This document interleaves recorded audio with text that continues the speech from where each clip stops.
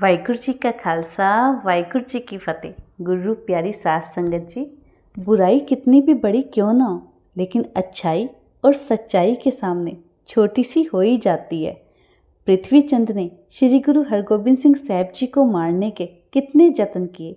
गुरु अर्जन देव महाराज जी ने कहा है कि हरगोबिंद गुरु नानक साहब महाराज जी की बख्शिश है, बाबा बुड्ढा जी का वरदान है, तो हरगोबिंद का राखा भी गुरु नानक साहब महाराज अकाल पुरख आप ही है। गुरु रूप प्यारी साध संगत जी, गुरु अर्जन देव महाराज जी बाणी के बोहित, नाम के दाते, शहीदों के सरताज, जो आज गुरु ग्रंथ साहब महाराज जी की बाणी जो हमें प्राप्त है, वो भी तो गुरु अर्जन देव महाराज जी की कृपा है ना। अगर आज गुरु अर्जन देव महाराज जी श्री गुरु ग्रंथ साहब महाराज जी की रचना ना करते तो हम कलयुगी जीव न जाने पता नहीं आज कहाँ कहाँ भटकते फिरते। आज गुरु ग्रंथ साहब महाराज जी का आसरा एक सिख के पास। जैसे एक मुसलमान को मक्के से परे कुछ नहीं, ऐसे एक सिख को गुरु ग्रंथ साहब महाराज जी से परे कुछ नहीं। कितने वार किए पृथ्वी चंद ने। पहले तो कर्मों ने कहा, तू कहता था कि इसके पुत्र नहीं होएगा, देख हरगोबिंद हो गया। पृथ्वी चंद कहने लगा, हरगोबिंद का जन्म तो जरूर हो गया, लेकिन ये बचेगा नहीं। मैं इसे ऐसा श्राप दूंगा कि इसे इतनी तेज ताप चढ़ेगा, बुखार चढ़ेगा, जिसके साथ इसकी मौत हो जाएगी। भले ही गुरु नानक साहब महाराज जी की गद्दी मुझे नहीं मिली, लेकिन मैं गुरु रामदास जी का बड़ा सपुत्र हूँ, मेरे पास वाक शक्ति तो है ना।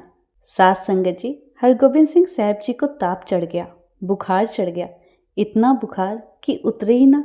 माता गंगा जी ने विनती की गुरु अर्जन देव महाराज जी के सामने, सच्चे पातशाह जी, अगर हरगोबिंद बख्शा है तो इसकी आयु भी बख्शो ना, इसकी बड़ी उम्र भी बख्शो ना। बुखार उतर ही नहीं रहा। गुरु अर्जन देव महाराज जी कहने लगे, गंगा जी, हमने पहले भी आपको युक्ति बताई थी जब पृथ्वी चंद ने कहा था कि आपके घर में कोई पुत्र होएगा ही नहीं। हमने आपको युक्ति बताई थी कि बाबा बुड्ढा जी को प्रसाद छकाओ, उनकी खुशियाँ लो, गुरु नानक साहब महाराज जी आपकी झोलियाँ भरेंगे। फिर हरगोबिंद सिंह जी की बख्शिश हुई ना बाबा बुड्ढा जी के बचनों से। कहा, अगर हम अभी भी आपको युक्ति बताते हैं तो पृथ्वी चंद हमारा बड़ा भाई है, उसके वाक को, उसके बचनों को हम टाल नहीं सकते, काट नहीं सकते, पर आपको युक्ति बता सकते हैं। जैसे बाबा बुड्ढा जी को लंगर छका के आपने हरगोबिंद सिंह साहब जी की प्राप्ति की है, गुरु नानक साहब महाराज जी की बख्शिशें ली हैं उस अकाल पुरख से। अगर आप साध संगत से अरदास कराओ तो हरगोबिंद का बुखार उतर जाएगा, क्योंकि साध संगत 21 हिस्से है। गुरु साहब ने संगत को 21 हिस्से का दर्जा दिया है, गुरु 20 हिस्से और संगत 21 हिस्से। साध संगत जी, आपको पता है गुरु 20 हिस्से और संगत 21 हिस्से कैसे है?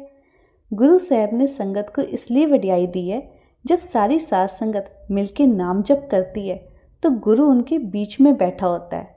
संगत एक हिस्सा और गुरु 20 हिस्से है। जब सारी साध संगत सच्चे मन से गुरु की आराधना करती है तो गुरु उनके बीच में प्रवेश करता है। विच संगत हर प्रभ वस्से जियो। संगत एक हिस्से से 21 हो जाती है, क्योंकि गुरु उनके साथ मिल गया है। संगत की अरदास हुई, ताप उतर गया। कर्मों ने फिर कहा पृथ्वी चंद को, तेरी तो वाक शक्ति चली गई। हरगोबिंद का बुखार उतर गया, तू तो कहता है कि ताप से मर जाएगा। कोई नहीं, अब नहीं बचेगा। एक सपेरा जा रहा था सामने से, पृथ्वी चंद ने उसको अपने पास बुलाया, कहा, तेरे पास काला फनियर नाग है ना, वो जो बच्चा वेड़े में खेल रहा है उस पर छोड़ दे, ये 500 की मोहरे ले।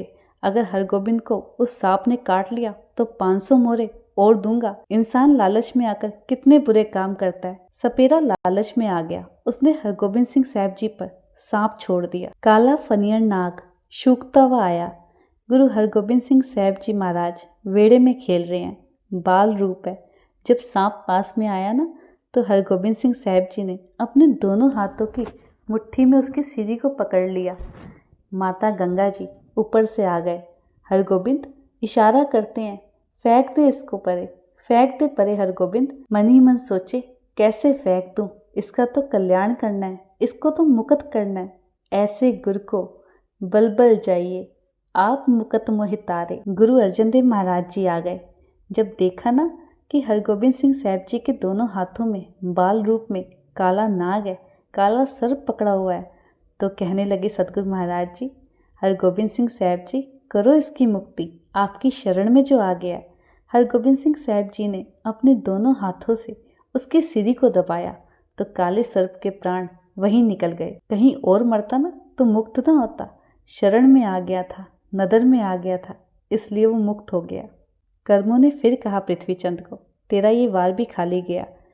कहने लगा, कोई नहीं। उसने रसोइये को बुलाया और कहा, तू हरगोबिंद को रोज प्रसादा छकाता है, दही खिलाता है, ये ले पुड़ी जहर की, उसे दही में मिलाकर खिला देना। जब इंसान बुरा करने पर आता है तो देखो कहाँ तक उतर आता है। रसोइया भी पैसों के लालच में आ गया। बड़े बड़े आ जाते हैं पैसों के लालच में। रसोइया पैसों के लालच में आकर फिसल गया और पृथ्वीचंद की बातों में आ गया। उसने दही में जहर मिलाया और दही का कटोरा लेके जा पहुंचा हरगोबिंद सिंह साहब जी के पास। वहां जाकर बैठा, हरगोबिंद सिंह साहब जी के मुंह में चम्मच से डालने लगा तो हरगोबिंद सिंह साहब जी ने अपना मुंह पल्ले पासे कर लिया। जब दूसरे पासे से डाले तो हरगोबिंद सिंह साहब जी फिर अपना मुंह घुमा ले, अपना मुंह ही ना खोले। कहने लगा, पता नहीं आज क्या हो गया, क्यों नहीं खा रहे हैं। ऊपर से माता गंगा जी आ गए। कहने लगे, क्या बात हो गई, हरगोबिंद सिंह साहब जी आज दही क्यों नहीं खा रहे हैं। रसोइया कहने लगा, रोज इसी टाइम खिलाता हूँ, आज पता नहीं क्यों नहीं खा रहे हैं। ऊपर से मेरे सच्चे पातशाह अंतर्यामी गुरु अर्जन देव महाराज जी आ गए। कहने लगे, गंगा जी, पहले ये दही किसी को खिलाकर हरगोबिंद को खिलाओ, क्योंकि इसमें जहर मिला है। रसोइया पैरों पर गिर गया, रोने लगा। कहने लगा, पृथ्वीचंद ने मुझे पैसों का लालच दिया था और पैसों के लालच में आकर मैं अपना ईमान खो बैठा हूँ। गंगा जी कहने लगे, पातशाह जी, ये शरीक बन गए हैं, बार बार हरगोबिंद पर वार करते हैं। गुरु अर्जन देव महाराज जी ने गंगा जी से कहा, गंगा जी, आप चिंता ना करो, हरगोबिंद का राखा वो अकाल पुरख वाहिगुरु निरंकार गुरु नानक साहब महाराज आप है। गुरु अर्जन देव महाराज जी ने उस समय ये शब्द उचारा, जिसके सिर ऊपर तू स्वामी सो दुख कैसा पावे, बोल न जाने माया मदमाता, मरना चीत ना आवे। वाहिगुरु जी का खालसा, वाहिगुरु जी की फतेह।